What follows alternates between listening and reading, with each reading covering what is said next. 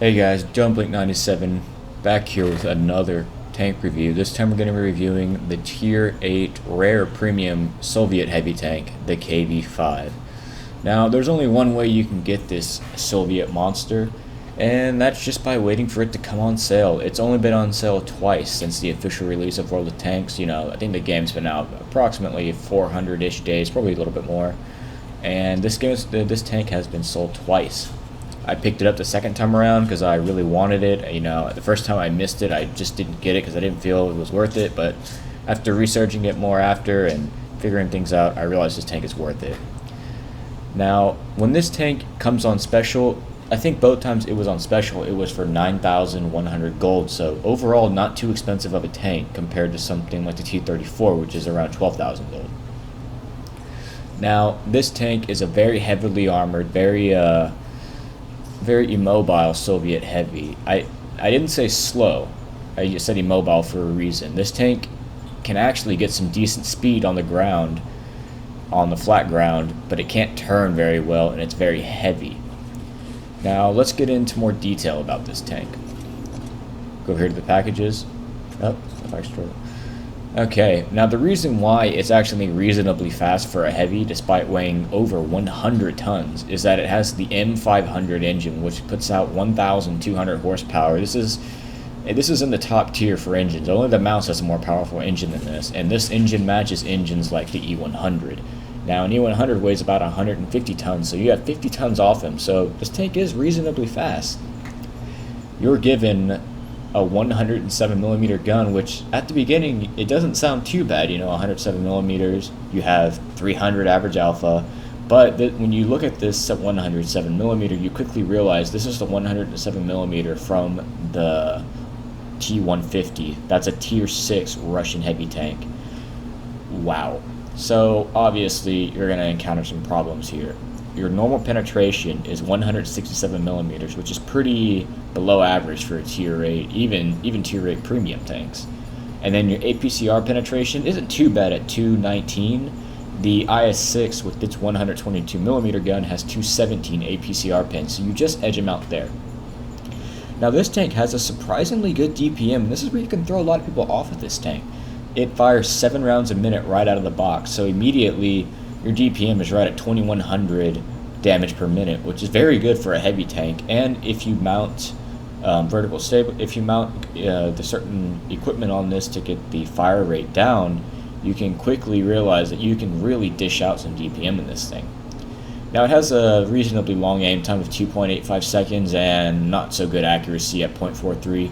However, this tank is a much more of a close range tank, because the accuracy is so poor, the aim time is long, and the penetration is low. So you need to be close to your enemies so that you can penetrate them.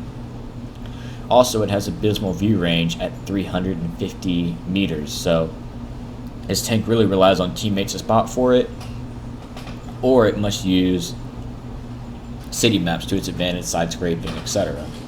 It has 18 degrees traverse with the trash, which is very low. As I said, it's not very mobile. 21 degrees traverse with the turret, which is, once again, pretty low. But it has some pretty significant armor on the hull. So let's go into detail on that. Now, this is one of the strongest tanks at tier 8. Now, if we look at the armor profile right here, we see we have 180mm on the front plate, 150 at the side, and 140 at the rear. On the turret, we have the same 150 on the sides, so 180 on the front, and 140 on the rear. So immediately you see this is a very strong tank. Now, if we go into more detail about this armor, obviously nothing's going to be shooting at your front plate. One, because they won't penetrate it. This thing gets preferential matchmaking, only sees tier 9s. The only thing I can see penetrating you would be tier 9 TDs with very high caliber guns, as the Object 704, the T95. And the lower plate, while this is actually penetrable with about 215mm plus, maybe 220 plus, everybody knows that your little R2-D2 cupola right here, which is only about 160mm of effective armor, is your weak spot. The little one actually, I think, has more armor than the big one. I think it's around 180, so most people don't shoot from that one, but you can penetrate it, obviously. Now, this is where the radio man sits too, so hopefully you don't get too far from your team, because when KV-5s get caught out, this is where they get shot, right there in that radio man hatch. Tier 7s can penetrate you there, Tier 8s can penetrate you there, Tier 9s can penetrate you there, and some Tier 6 cans as well.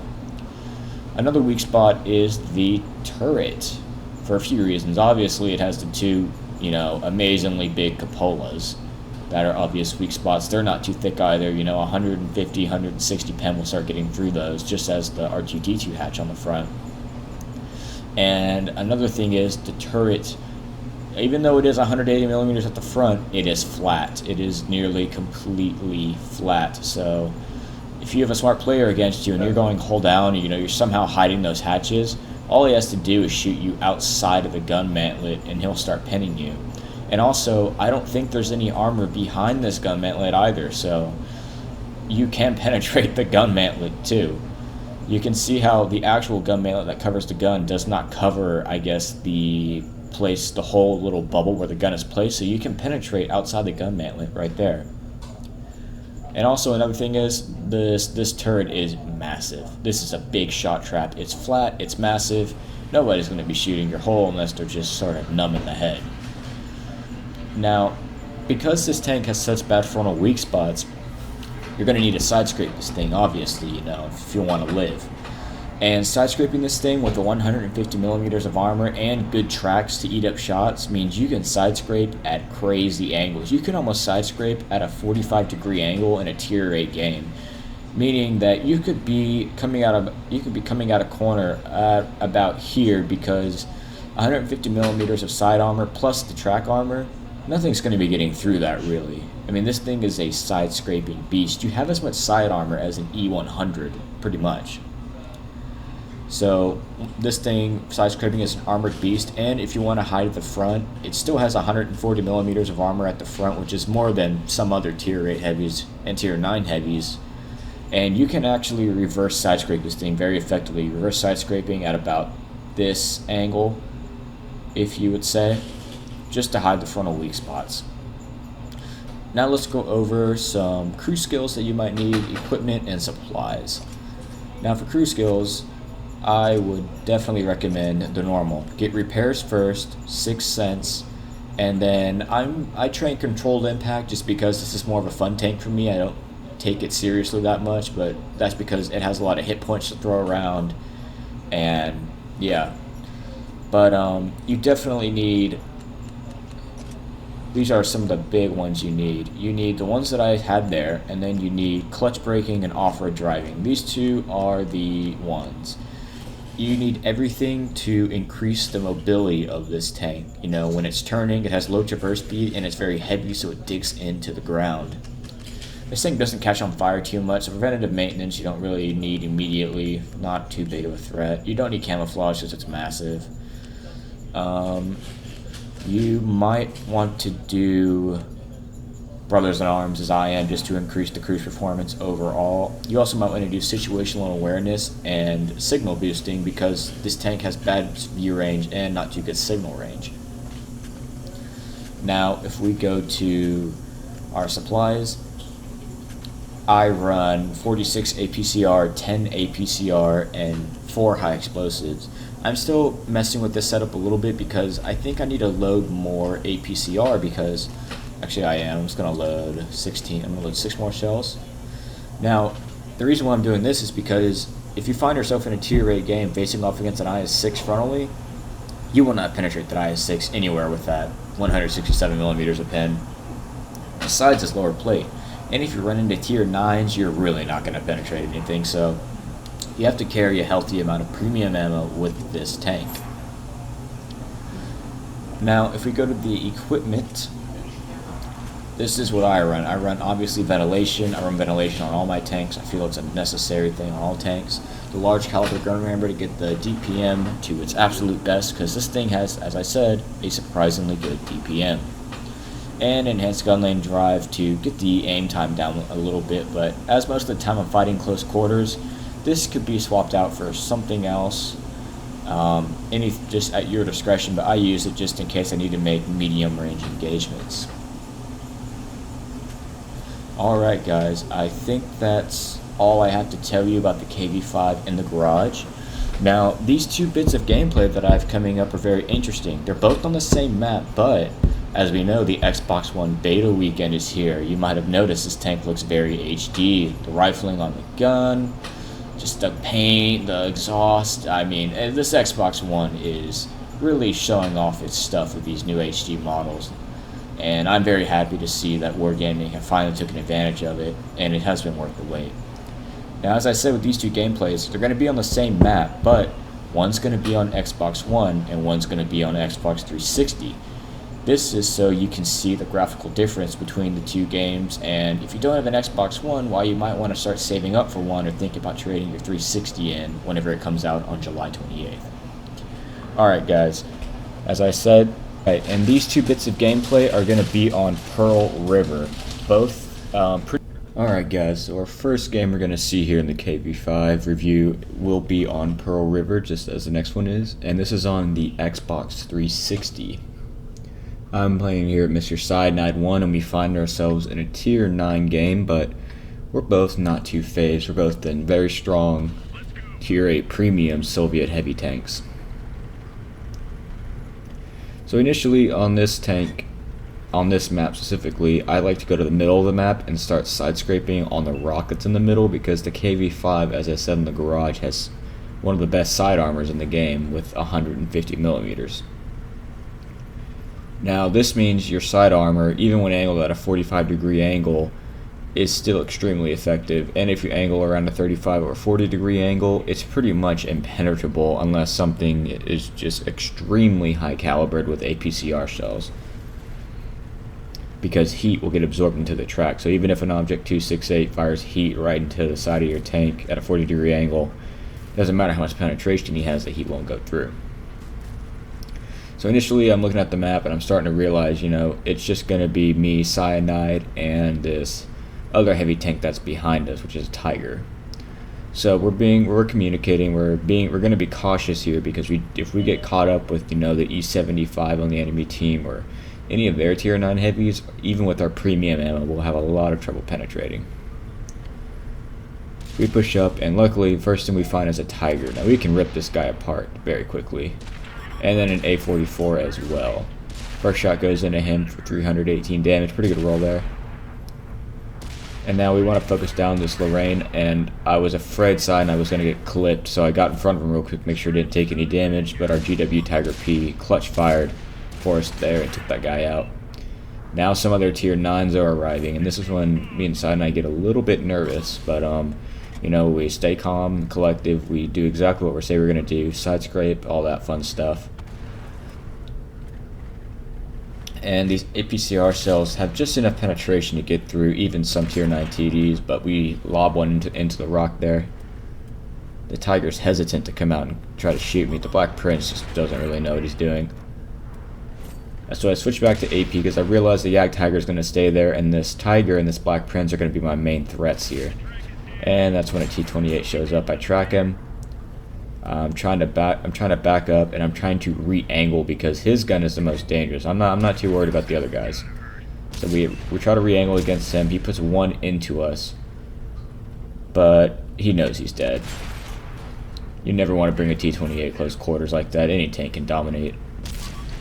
So we try to pull back out into our corner, and now I'm just waiting here, waiting to get untracked. Already puts a great shell in, and then we track the Tiger in place. And with my setup on this tank that I showed you guys in the garage, we have a lot of DPM, which can really throw some people off. So now this is just a case of basically just DPMing both these guys to death, because this Black Prince, as I said, you know, he was a little clueless, might have been a new player, I don't know. He didn't do so well. Cyanide's on very low health, so I was going to push around, but then, you know, a magical, mystical T95 appears, which that's almost the worst. That probably is the worst thing that could happen to this tank. T95 appearing, not good for us. Have some premium loaded for this Yag Tiger. I'm trying to sneak in a shot on his front plate because I know I can penetrate that with premium, but he is just hull down as can be, and the T95 is on the other side, so we're both being very cautious here because he's on a one hit. The T95 could easily one hit me, you know, 5 times out of 10, so I gotta be careful here. Trying to sneak in a shot. Even with our APCR, it's just not enough to go through the angled front plate of a Jagdtiger, so I'm trying to get to a spot where its front plate is less angled, but it's very hard. And we find a spot, get one in, and then our T-28 friend helps us out and kills him. Now, unfortunately, Cyanide got killed by the T-95, which is what I was afraid of, because I know that the T-95's gun, which he is fully upgraded, has over 270 millimeters of penetration. We put one into the Tiger. I didn't need that APCR shell, but, you know, I got the damage off. And then we try to engage this T-95. Try to snipe his bottom plate, but I just don't have the penetration to be effective against him. Already takes a fire at him, hits him. Now there's tanks behind him. I bounce off the cupola. And I think our teammates behind him help us kill him.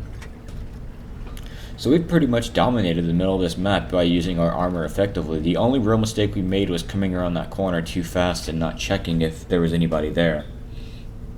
And that cost us about 40% of our hit points. Now I'm coming to this side of the map because I know they're pushing on this side. They're going to try to push for a base cap, and we only have a T-25-2 and an Arty Protect on this side. So while we do have this game pretty secure score-wise, map-wise we really don't. So me and this T-28 are going to be putting it down on this M103. The M103 claims a T-28, but he's side on for me. I hit him again, but that was another low roll. So two low rolls, but luckily our Freedom friend takes him out, and then we take out the Chi-Ri. And now we have to engage a Tortoise. And this is where things get a little difficult. I have to snipe the weak spot on the Tortoise, and the KV-5 does not have good accuracy, nor that good of an aim time. And even with APCR, the low penetration with APCR trying to shoot a Tortoise causes me some problems. Because of the Tortoise's very well-armored nature, it's very hard to pen him unless he's just side on to us like this. Missed another shot there. And this is when me and this guy just sort of almost have a standoff. I'm out of premium ammo, so now the only spot I can penetrate him is the cupola that he has.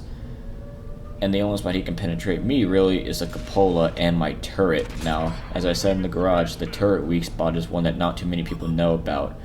But this guy so far hasn't figured it out, so I'm pretty happy about that. I'm just going to keep side scraping, faking him into shooting my side armor just like that. And hopefully he just keeps doing that. We finally managed to hit one on him. Just going backwards and forwards. Bobbing and weaving. And, you know, waiting for backup. And this is when he starts to figure out he can penetrate my turret. This is where things start going wrong. He penetrated my mantlet once. I fire at him again. Damage him. He hits my mantlet again. So I'm still going back and forth, trying to fake him into a shot. I hit him again, he damages me one more time, and I try to back up out of here.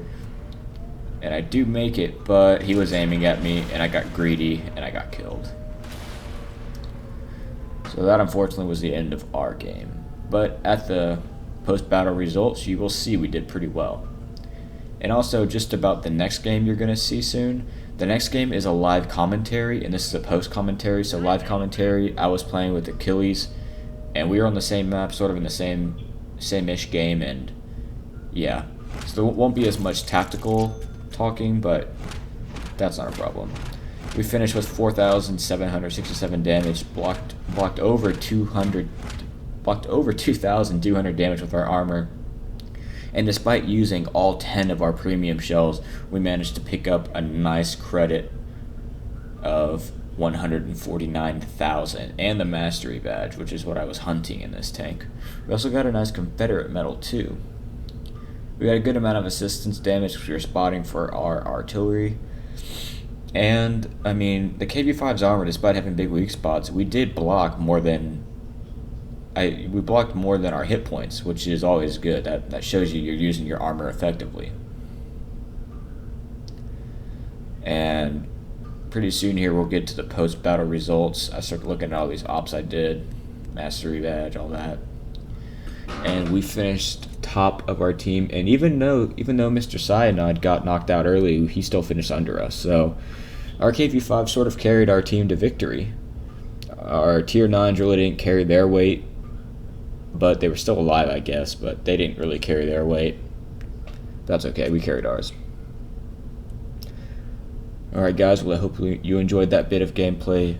Now here we're going to be hopping into the live comm, and I hope you guys enjoy.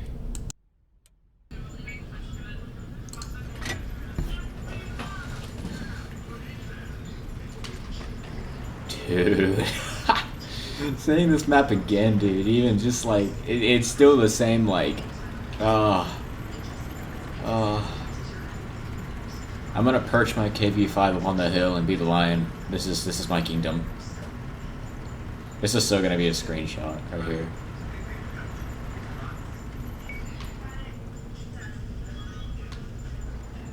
I know, so many thumbnails coming in.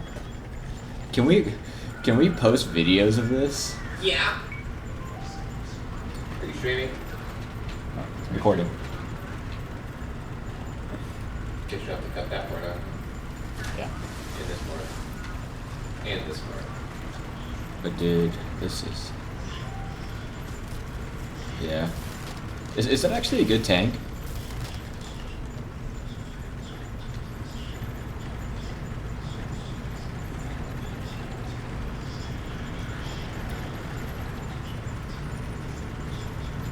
God. Yeah. Dude, I have so many tanks to buy now. I have that pack that's coming out, that'll be $50. Now I want to get that tank, that'll be... There you go. Take a shot. I just want to push up because I don't have the gun impression.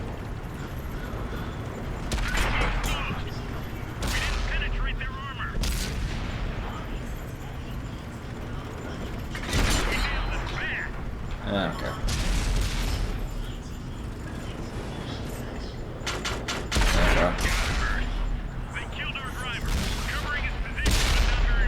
Lay hit. Yeah, I got him.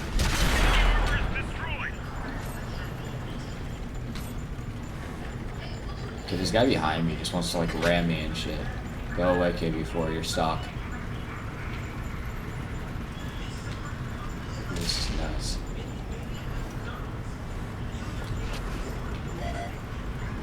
I know. I told you he's kind of a nub.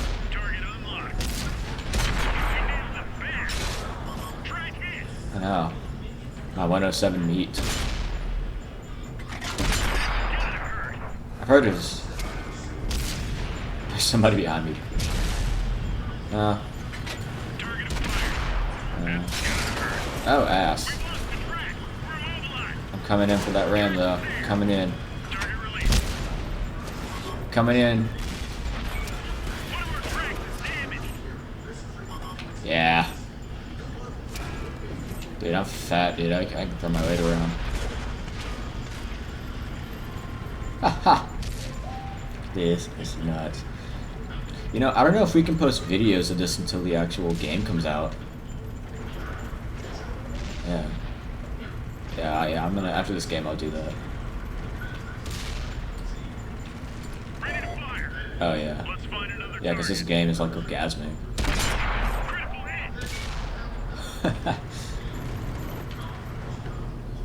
Yeah, sure, man, fall back.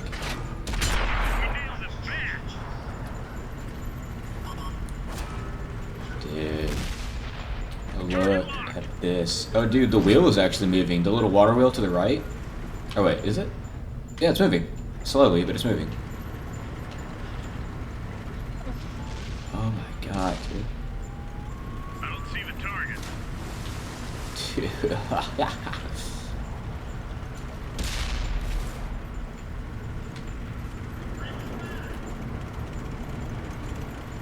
It looks like a... Yeah.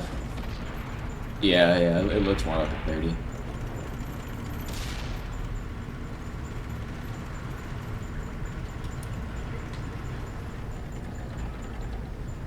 Yeah. Beta. Yeah. Dude, this is... Yeah, I mean... Yeah, I think this is more of a beta in quotations, just to make sure they didn't leave anything out. Dude, I'm gonna go chase down this other super person. I'm gonna ram him or something. I'm gonna ram him off the cliff. That's what I'm gonna do. Uh-oh. Ready to fire on target. YOLO 416. Target released. Yeah, look at this guy. John Ryan. Yeah. Okay. Ready to fire on target. We nailed it. Bam. Sherman's going for you. Another target. Target locked. Target released. Yeah, the SU-101's up here too. Didn't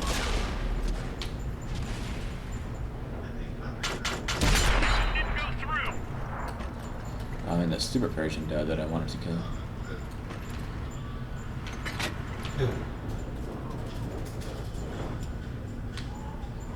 Yeah.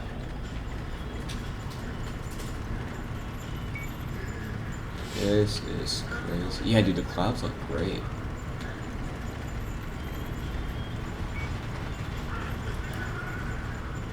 Yeah, like legit. IGN 10 out of 10. No mo joking.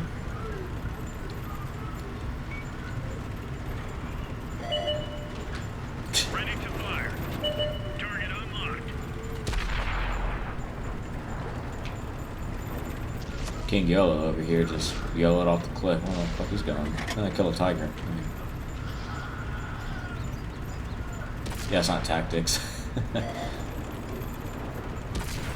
Yeah, I think tactics is changing. Armor is destroyed.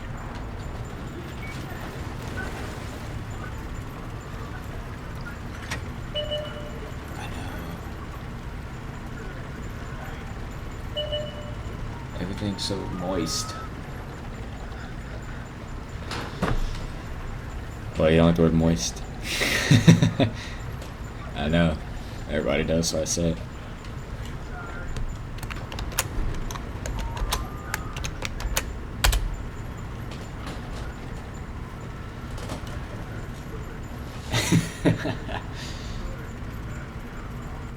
Victory is ours.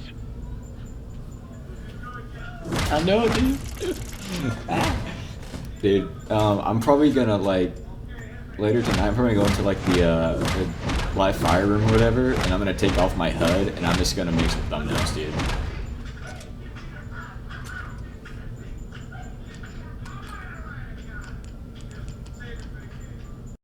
Alright guys, I hope you enjoyed the review and hope it helped you guys out of learning how to take these things out and play it on the battlefield. Thanks for watching, and I will see you guys next time. You guys have a nice day. Peace.